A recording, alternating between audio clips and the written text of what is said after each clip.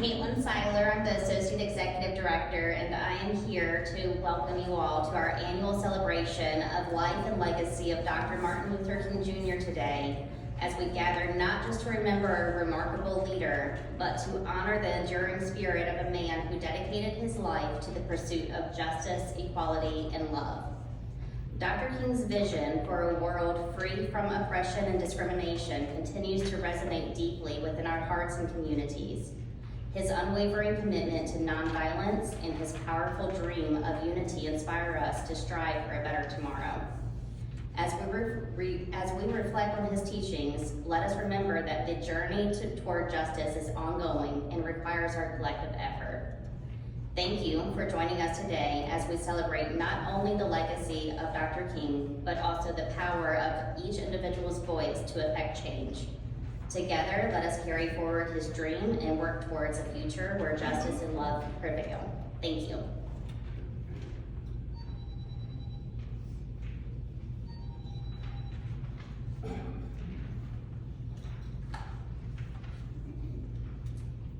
Thank you, Caitlin. Ladies, gentlemen, distinguished guests, and fellow participants in this audience and on live stream 971. We welcome you to this program honoring Dr. Martin Luther King Jr. on his 96th birthday today. We gather to commemorate his life, vision, and legacy. He was a visionary leader who dedicated his life to the pursuit of social justice, equality, and freedom for all. I would like to review the program for you who are here in the audience and those of you who are on live stream.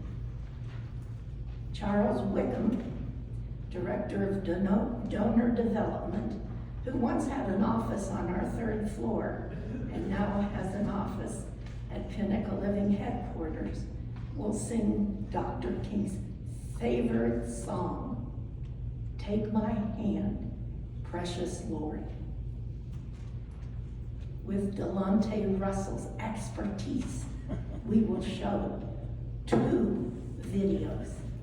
The first one will highlight the life of Dr. King, and the second one will reveal his life and legacy of social justice.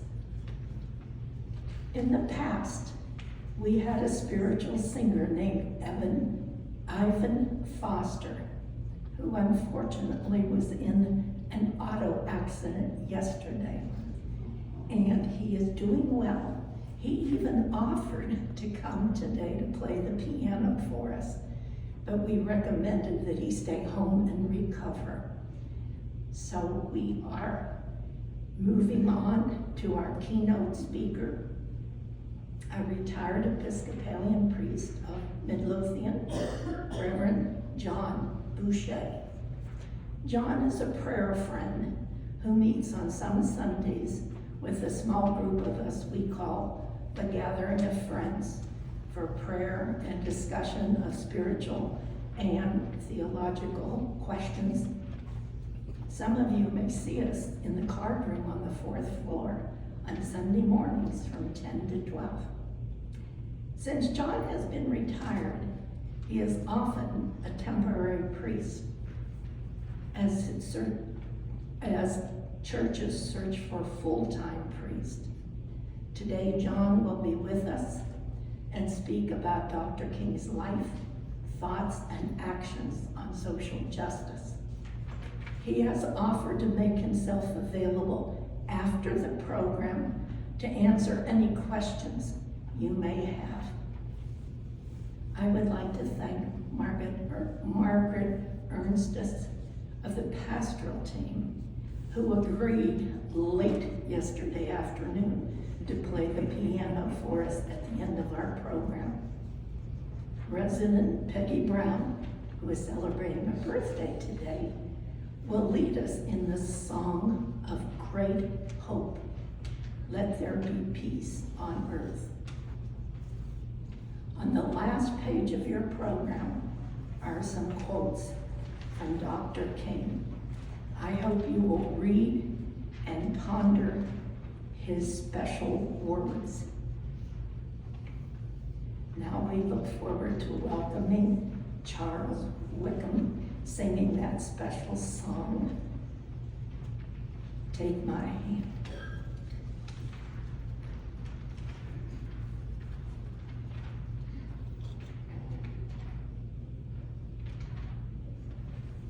Precious Lord, take my hand, lead me on, let me stand.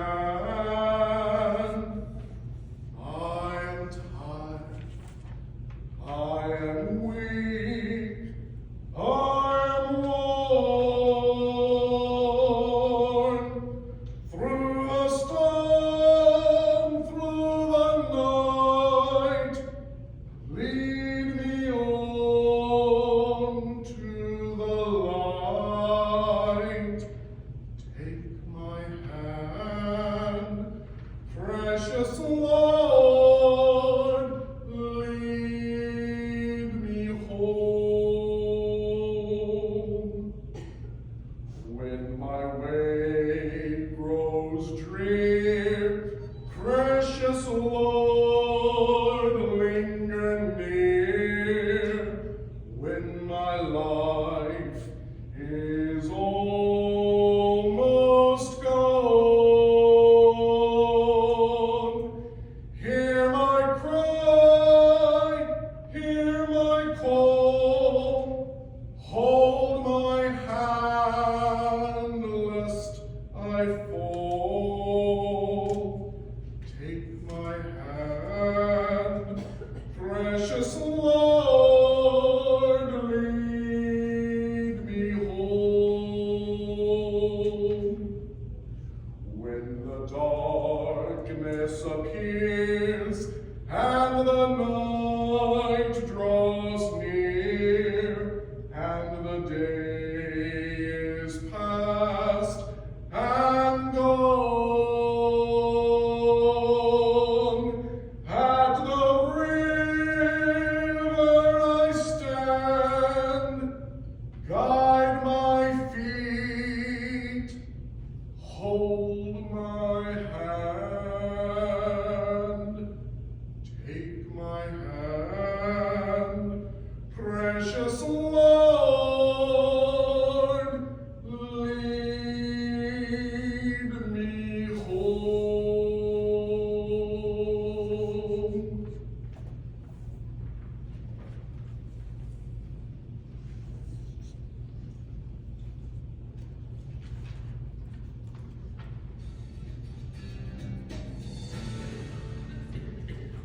I have a dream that one day this nation will rise up, live out the true meaning of its creed. We hold these truths to be self-evident that all men are created equal. Martin Luther King Jr. was born on January 15, 1929, and graduated as the valedictorian of Crozier Theological Seminary in 1951. King became pastor of a Baptist church in Montgomery, Alabama, and later completed his Ph.D. Martin Luther King was a religious man and was a pastor who looked at racism and all of the so-called separate but equal laws and the terrible treatment of people of color in the United States. And he said, this is absolutely wrong. This is against God's will. This is not recognizing the dignity of peoples. And he made us all face that in very powerful ways. On the eve of Rosa Parks' refusal to move to the back of a city bus in 1955, King was chosen to lead a citywide bus boycott. 2 years later, King and a group of civil rights activists formed the Southern Christian Leadership Conference to conduct nonviolent protests for civil rights. When Martin Luther King led the Alabama boycott, that was a major turning point in the fight for civil rights. What you saw was people who had been fractionized coming together as one, walking together with others joining the fight. This was when people, America, the world, stood up and said, whoa, what are we looking at here? An amazing time. Inspired by Gandhi's activism, King worked with the SCLC to organize black voters and civil rights protests. In 1963, King was arrested at a march in Alabama. During his prison time, King wrote a rebuttal to an article denouncing his methods. His longhand notes on the margins of the newspaper became known as Letter from Birmingham Jail and was famously republished and studied in colleges across the country. Martin Luther King was a man of God who believed that that calling necessitated social change in the present, and he put his life on the line for that calling. Free at last! Free at last! Thank God Almighty! We are free at last! On August 28, 1963, King led more than 20,000 people in a massive demonstration at the Lincoln Memorial, where his speech, "I Have a Dream," became a defining moment in civil rights history. Through his work, King helped pass the Civil Rights Act of 1964 and received the Nobel Peace Prize that same year. Martin Luther King, according to Time in 1963, personified the civil rights movement. He took on one of the greatest challenges of his time and was one of the people that most influenced this very transformative time in American history. Although King faced criticism from more militant black leaders, he continued his peaceful efforts toward both racial and economic justice. After delivering his "I've Been to the Mountaintop" speech at a rally in Memphis, King was assassinated the next day on April 4, 1968, while standing at the balcony of his motel room. King's assassination was, I think, devastating for many people. But there's also a rising level of organization, and many people, King's assassination galvanizes them into many kind of black power movements across the country, many anti-poverty movements. So it's both a moment of despair, but also a moment of political flowering. Posthumously, King was awarded the Presidential Medal of Freedom in 1977 and a Congressional Gold Medal in 2004. Today, the Martin Luther King Jr. National Holiday continues to be honored on the third Monday of every January.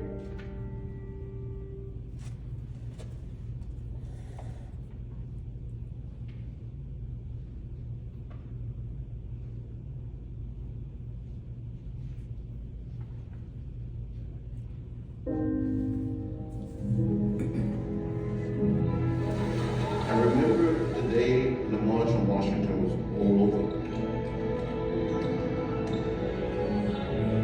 We went back down to the White House. President Kennedy invited us back down.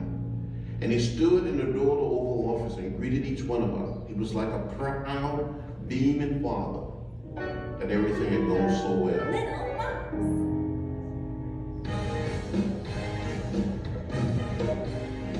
Superstars in history, Martin Luther King Jr. The emotional joy that you've done.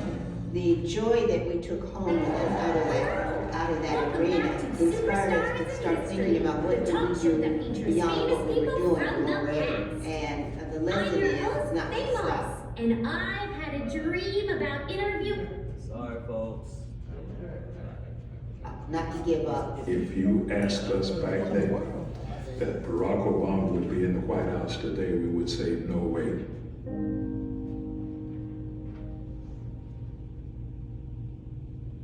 When people left, as Dr. King suggested, we went back home, back to the heart of the Deep South, to intensify our efforts to gain the vote, to get a civil rights bill passed. But 18 days after the morning was a terrible bombing of the church in Birmingham, where 4 little girls were killed on a Sunday morning. That was a sad and dark hour for the movement. But it said to us that we had more work to do. It's odd to say, but it encouraged us more. These people are reacting this way against us because we're being effective. And so we're going to keep on doing it. We're going to do even more if we can. We won't let this stop us. We won't let this turn us around. We did get a civil rights bill. Eventually, we did get a voter rights act. But the quality of life for many people remained the same for many, many years.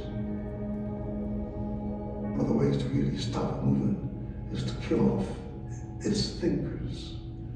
And they killed Dr. King, and they killed Medgar Evers, and they killed Bobby Kennedy and John Kennedy. All this was in one fell swoop eliminated.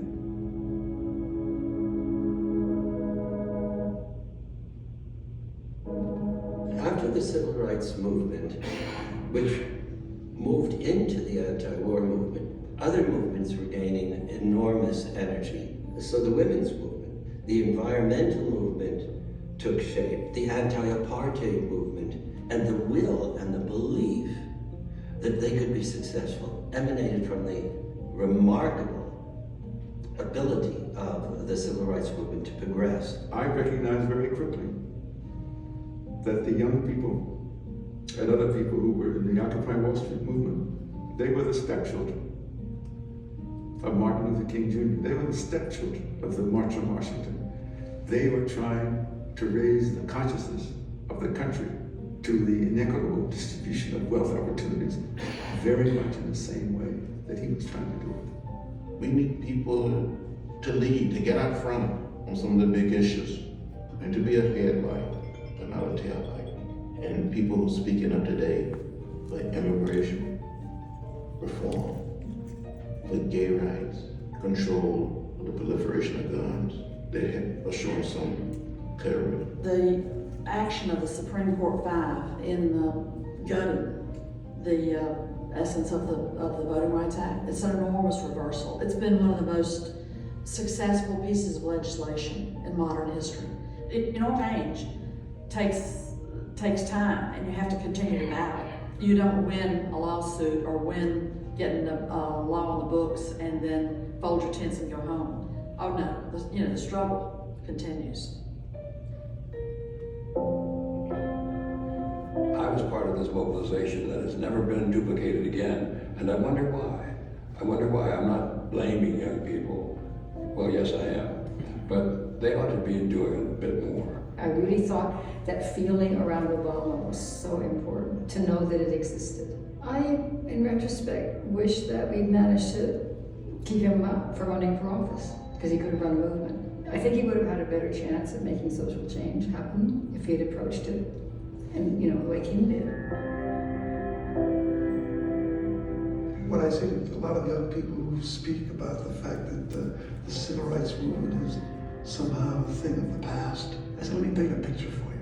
Almost all the movement in that period, almost all critical thought, almost all critical decisions were made by the young. And if you want to take a look at John Lewis and where he was 18. You take a look at Julian Bond, he was 18. If you take a look at Diane Nash, she was pregnant and then leading a movement. She was the one that designed the freedom rides, and full design and with clear thought. No, these were simple, ordinary folk. And when young people say, where do we find our leaders? Where are the Dr. Kings? Well, look where Dr. King resided and where he was found in the first instance, and maybe you'll find that there's some more Dr. Kings there.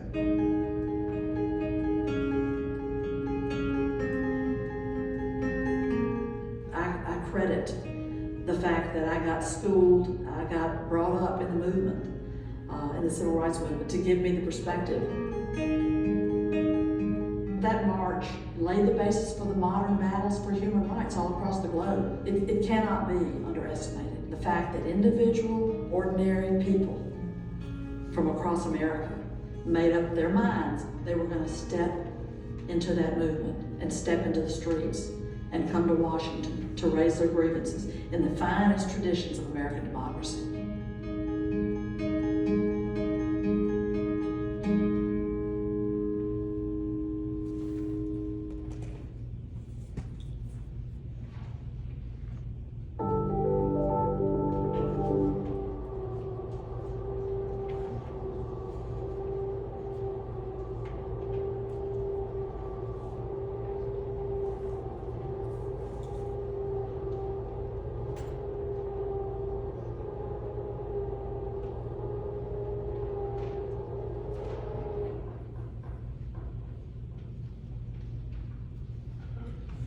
Good afternoon.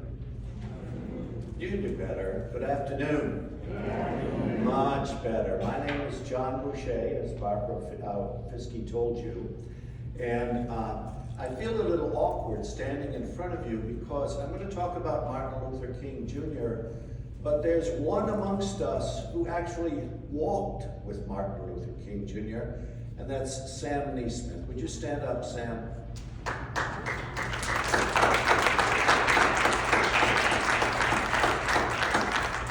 Sam is a retired United Methodist minister, and he told me just before the program began this afternoon that he was walking with Dr. Martin Luther King Jr. down Peachtree Boulevard, Peachtree Avenue in downtown Atlanta, Georgia. And he said it was a life-transforming experience for you, wasn't it, Sam? Changed your life. That's the impact of the Civil Rights Movement. So I want to talk to you a little bit about Martin Luther King Jr., but he didn't come from nowhere. He didn't arise out of a vacuum. There was a set of circumstances that's marvelous to understand, out of which he arose, out of which he came, out of which he was literally born. And that is traceable to his mother more so than his father, although both his mother and father were key figures in his life. Because if you've ever been to Atlanta, Georgia, you know that one of the key African-American churches to this day is Ebenezer Baptist Church. It sits just on the outskirts of downtown Atlanta. And it was founded and got its real growth during the time of Martin Luther King Jr.'s maternal father. That is to say, Mrs. Williams' father, who started Ebenezer Baptist Church and was a fabulous preacher. He began to grow that church, and his daughter married a man named Michael King. Michael King then got the message that he was going to join his father-in-law and be the co-preacher, the co-pastor at Ebenezer Baptist Church in Atlanta in the 1920s. And so they started preaching. And they were so successful that Michael King had a scholarship offer to go and spend some time in Germany. By this time he was married and he had 2 children. He later on had a 3rd child. But the 2 children were Bernadette and a young Michael King Jr. When Michael King Sr. went over to Germany, he was exposed to the teachings of Martin Luther. And he was so wrapped up with what Martin Luther represented. Change, protest against the order of things, that he decided when he got back to the United States, he would change his name from Michael King Sr. to Martin Luther King Sr. And not only that, he would change the name of his son from Michael King Jr. to guess what? Martin Luther King Jr. So Martin Luther King Jr., as we know him, was not born and raised as Martin Luther King Jr. He was Michael King. But he soon got used to the fact that his name was Martin Luther King, and his friends began to call him by the nickname ML. Sometimes you'll hear me refer to him as ML. He was raised in a house that wasn't far from Ebenezer Baptist Church. Sam, I'll bet you know exactly the house. It was on Auburn Avenue. And years later, ML King would refer to it as Sweet Auburn. Sweet Auburn Avenue. How many of you have been to that house? It's on the National Historical Register today. It's in a great neighborhood in Atlanta. And at that time, there was a burgeoning burgeoning middle and yes, even upper middle class that was emerging in Atlanta society even during segregational days of African Americans. So they were educated because they attended, if they were male, Morehouse College, or if they were female, Spelman College. Have any of you been there? Some of you, Sam, of course, has been there. Two quality institutions to this very day. And Martin Luther King Jr., when he was in high school at age 15, was invited to take a test because they needed students at Morehouse College back in those days. It was the time of the Second World War, and a lot of the young men who would otherwise attend college were off fighting for the United States of America. And so Martin Luther King Jr. at age 15 took that entrance exam and was accepted at Morehouse College, went to Morehouse College, and then decided that even though he was greatly influenced by his mother and had a great singing voice, decided that he would follow his father's footsteps and go into the ministry. So he went up to Chester, Pennsylvania. In Chester, Pennsylvania, there's a seminary called Crozier, C-R-O-Z-I-E-R, Crozier Seminary. And Martin Luther King Jr. was the youngest seminarian and the only person of color at the time to attend Crozier Seminary. He did so well that he was elected president of his class. He was somewhat of akin to, I guess, Mozart, in that he had all of this talent and all of this energy from a young age, and he developed it. His father pushed him. I'll call his father Daddy, because that's what everybody in Atlanta began to call him. Daddy King pushed his son, sometimes a little bit too much, but he pushed his son to excellence. And Martin Luther King Jr. responded. So Martin Luther King Jr. was in no other way can you say it. He was an overachiever. He wanted excellence out of himself, because if he didn't get it, his father would demand it of him. And he went from Crozier Theological Seminary in Chester, Pennsylvania, directly to Boston University in order to pursue a doctorate in systematic theology. Systematic theology, of all of the disciplines in theological training, is the most difficult of all. And Martin Luther King Jr. tackled it head on. He became affiliated with Dr. Benjamin Mays through his work at Crozier Theological Seminary, and Benjamin Mays told the class that the African American peoples needed to press their case more. They were too subservient. They were too submissive. And Martin Luther King Jr. heard those words from Benjamin Mays and took them to heart.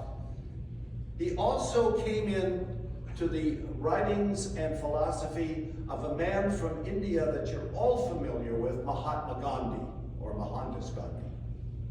And he incorporated in his own personal belief not only a sense that the African Americans of this country had to become more active and more involved in social right, in social place, in social justice, but he said they had to do it non-violently because of the teachings of Mahatma Gandhi. Now, the most important thing about Mahatma Gandhi's teaching that Martin Luther King extracted was this sentence or phrase called soul force. The Indian word for it is satyagraha. At least that's the best way I can pronounce it. But it's this recognition that there is a force, an energy field that's active and ongoing, and that it's transforming the world for good. That there not only is a divine presence, but there is a divine presence that's active and alive. And it's out of that phrases that you're familiar with from Martin Luther King Jr. came.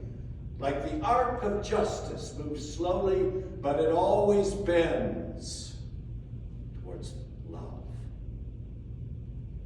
That's part of Satyagraha's soul force. It later became part of the civil rights movement when it became known as Black Power. It was more than black power. It was an energy force that permeates the universe and is divine in origin, but is also to be found in every single human being when we act nobly. And Martin Luther King Jr. held on to that belief and held on to that belief. And when he got out of Boston University with his PhD, he took his first church in Montgomery, Alabama, Dexter Avenue. How many of you have been to Dexter Avenue? It's still there and apparently well maintained, although sparsely populated now. In the 1950s, when Martin Luther King Jr. went there with his wife, whom he had met and married while he was in Boston. Her name was Coretta Scott, and she became Coretta Scott King, and they had 4 children, ultimately 4 children: Yolanda, Martin Luther King Jr. III, and Martin Luther King III, and Bernice and Dexter. 3 of the 4 children are still alive. Yolanda died in 2019. But it was at Dexter Avenue that the film tells us that there was a woman named Rosa Parks who lived in Montgomery, who refused one night to give up her seat on the bus. Now, I'm sure there are some of you present who are familiar with the days when busing was segregated. And in Montgomery, Alabama, the way it worked was that there was just simply a kind of sign that draped over the back or the side of a bus seat that delineated where whites were to sit and where blacks were to sit. And that sign could be moved. It's almost like when we go to a funeral and we have those signs that are reserved for people of the family of the deceased, and it can be moved depending on how many people are in that family. Well, so it was with that bus in Montgomery, Alabama. It was a sign that could be moved according to how many white people were in the bus at the time. And when Rosa Parks got on that bus, she was actually seated in the Negro section. And a man came forward who was white. There weren't many other white people on that bus that day. And he demanded that Rosa Parks sit farther back because he took that sign and moved it behind Rosa Parks.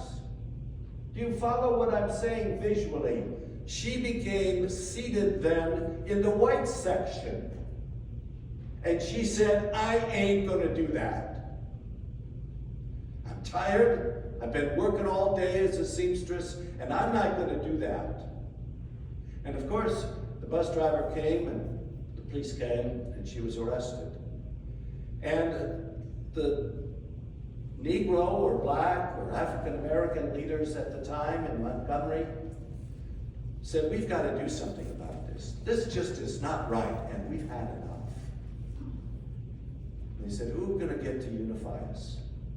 Well, there was this young minister of Dexter Avenue Baptist Church named Martin Luther King Jr. And he had not stirred people up yet. So they thought, a perfect choice. And so people like Ralph Abernathy and others in Montgomery said, we're going to approach Dr. King and ask him if he would lead some kind of a civil rights protest against this.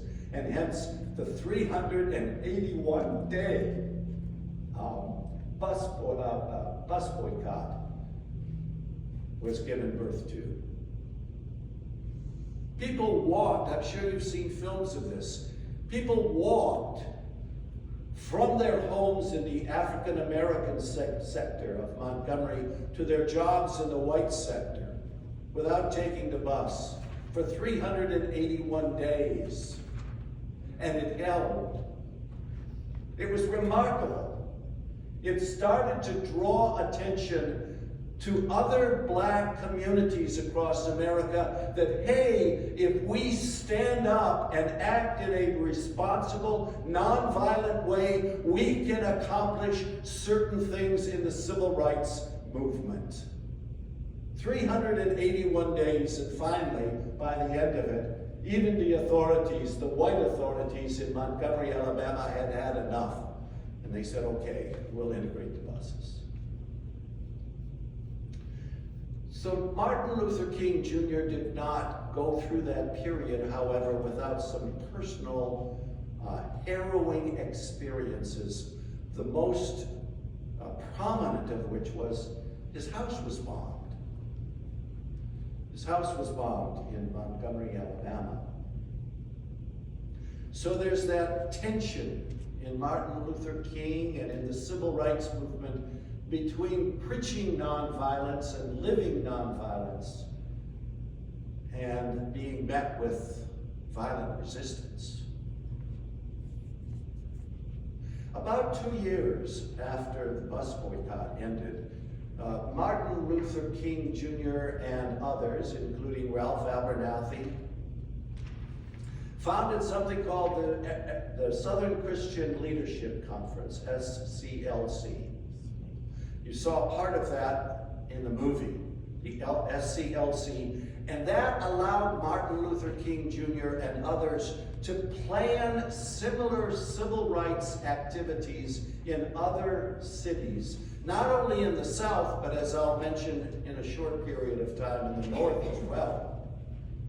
And so they went around to places like Albany in Georgia and tried to organize a way in which the parks were integrated, the public parks. They weren't quite so successful, but they learned from those experiences. They went to Birmingham, Alabama, which at the time was a more important industrial city than Atlanta was in the South. In the 1950s, Birmingham, Alabama was kind of the unofficial capital of the South because all of the trains went to Birmingham.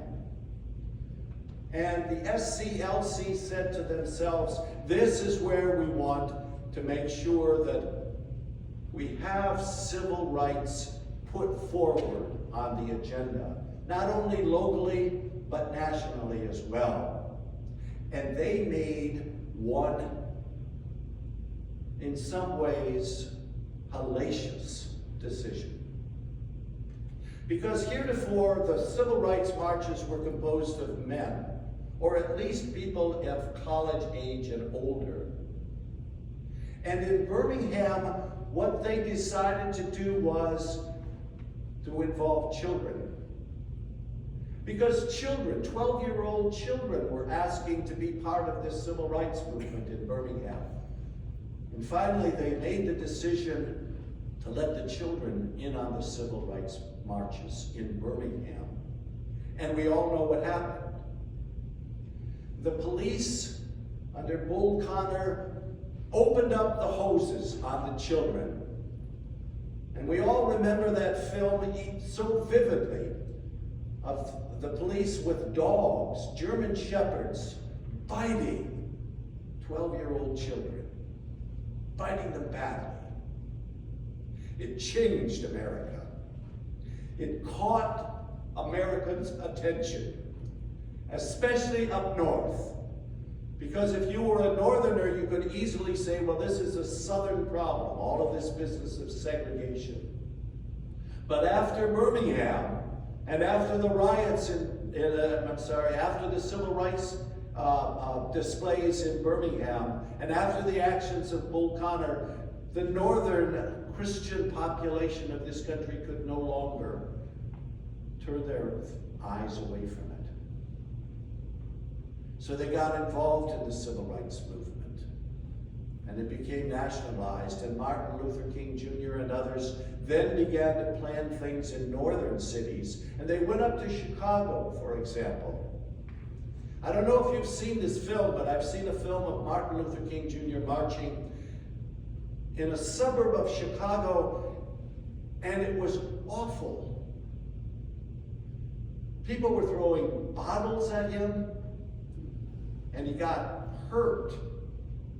A bottle hit his forehead, and he started to bleed. And while he was putting a handkerchief on his head, an interviewer, a reporter, stopped him, and Martin Luther King Jr. said, "I've seen some bad things in the South, but," he said, "I've never seen anything as worse as this." So that civil rights movement then began to hit home, not only in the South, but that need for racial integration and racial harmony was also being carried to cities in the North. In 1962, Martin Luther King Jr. was invited by the father of the Queen of Soul, Aretha Franklin, whose father had a big African-American Baptist church just on the outskirts of downtown Detroit. And Reverend Brown and others in the African-American community of Detroit invited Martin Luther King Jr. for a march down Woodward Avenue. And then he went back to Aretha Brown's father's church and preached a great sermon. And in that sermon he said, "I have a dream." That was in 1962. Well, in 1963, Martin Luther King Jr. and others began to organize the March on Washington. And it attracted people not only from the South, but it attracted people from the North as well. Some estimates are 250,000 people attended. 250,000. My own father-in-law was one of them. Maybe some of you attended that March on Washington. And you remember Peter, Paul, and Mary. We saw Peter Yarrow, who just died. But Peter, Paul, and Mary sang "Blown in the Wind." And Martin Luther King Jr. was the keynote speaker. And he had a prepared text. And he had the words in front of him. And he felt as though that satyagraha, that soul force, that energy, just wasn't there. And the others on the stage close to him felt the same way. And so Mahalia Jackson, you know the great singer, Mahalia Jackson, said to him, "Give that dream speech, Martin." He closed the book, and he gave that speech with no notes. It's one of the greatest speeches, along with the Gettysburg Address, in the history of the United States of America. "I have a dream," he said.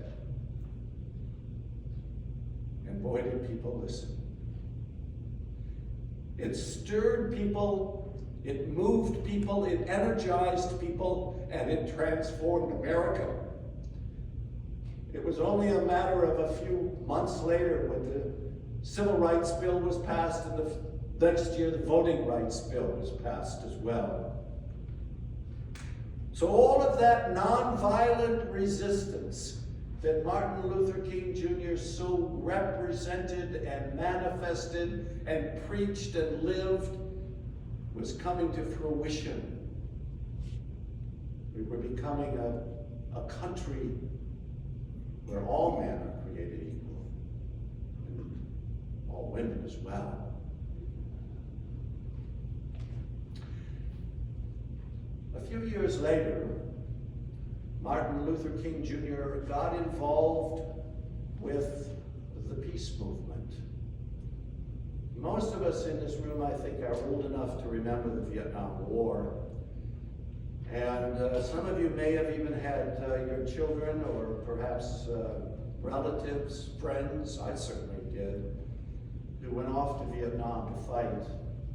And certainly a disproportionate number of people who were killed or injured in Vietnam were people of color. And Martin Luther King Jr., a Baptist minister, said, "This is not right." And so he took issue with the war in Vietnam. It was controversial. And it stirred up a great deal of animosity from J. Edgar Hoover, who tried his best to stop Martin Luther King Jr. from speaking, to the point where we now know one of his top aides, a fellow named Sullivan, composed an anonymous letter in which he said in the letter to Martin Luther King Jr. that he had better resign from the SCLC or else. That letter is in existence to this very day. He suggested that Martin Luther King Jr. commit suicide.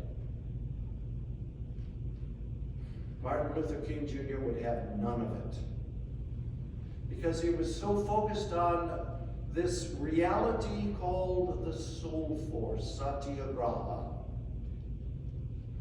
And he kept on going, and he planned the Poor People's March on Washington in 1964, I believe. And just before that, there was a little disturbance in Memphis, Tennessee. Sanitation workers were really working for peanuts, and they went out on strike. And they asked if Martin Luther King Jr. could fly from Atlanta to Memphis and just speak, lead the march, and then go back to Atlanta, and he said he would. And we all know what happened. He spoke the night before. He was not feeling well. And if you see films, you'll see him pat his forehead a lot because he was sweating.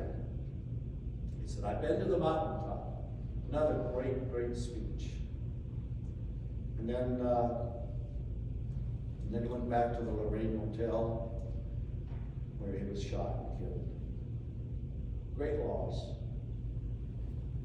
It resulted, of course, as you know, in riots in some cities. I myself was in undergraduate school in Washington, D.C., in an area where the riots were all around us. And we literally had to flee. School, of course, shut down, and we had to flee in some ways, for our lives. We saw people wielding guns. The Poor People's Campaign went on after Martin Luther King Jr. was killed on April the 4th. I believe the year was not 1964, but it was 1968, was it not? And again, I was in Washington as a student, and I decided that I would go to the mall where Resurrection City, something called Resurrection City, was being held. That's where the people of the Poor People's March had come and resurrected just tents. It was awful. First of all, it was rainy, and I ruined a really good pair of shoes. But the energy had gone. I left the mall that afternoon, shaking my head, taking the bus back to campus, saying the civil rights movement has been changed now with the death of Martin Luther King Jr. His daughter, Yolanda, went to Emory University and tried to do some work with the civil rights movement. The family got involved with, of course, the Martin Luther King Jr. Center in Atlanta. Some of you have been there, I know. It's a marvelous place. If you haven't been, you need to go. And while you're at it, go to the Carter Center right next door. But I often think about Martin Luther King Jr. As not only a saint. In the Episcopal Church, we call him a saint. But as a deep-seated hero that we need. We need him to bring out the best in us. Because it's in there. And it may not result in us leading marches, but it may result in making this world a better place. That soul force is the same thing that Jesus spoke about when he spoke about the emergence of the kingdom of heaven. And it's there within us, awaiting to be unleashed. May God bless Martin Luther King Jr. May God bless his family. May God bless all those of us in the United States of America that have been affected by his good work. And we thank you today for his birth and for his life and his presence amongst us. Amen.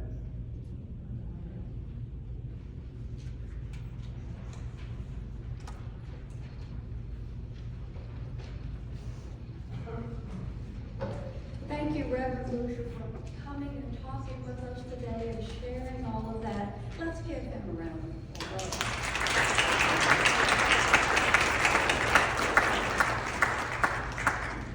And now, as we close our program, we invite each of you, if you can and want to please stand and join lustily in singing this wonderful last song together.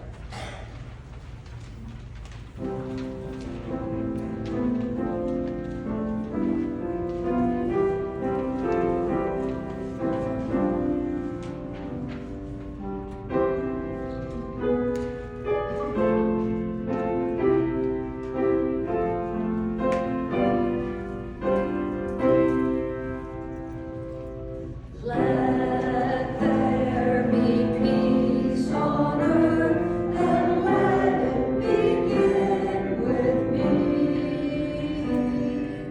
Let there be peace on earth, the peace that was given to me. With God our Creator. Children all are we. Let us walk with each other in perfect harmony. Let peace begin with me. Let this be the moment now. With every step I take, let this be my solemn vow. To take each moment and live each moment in peace eternally.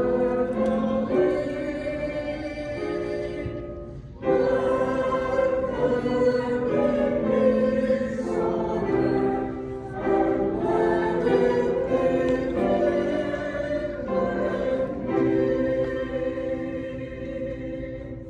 Thank you.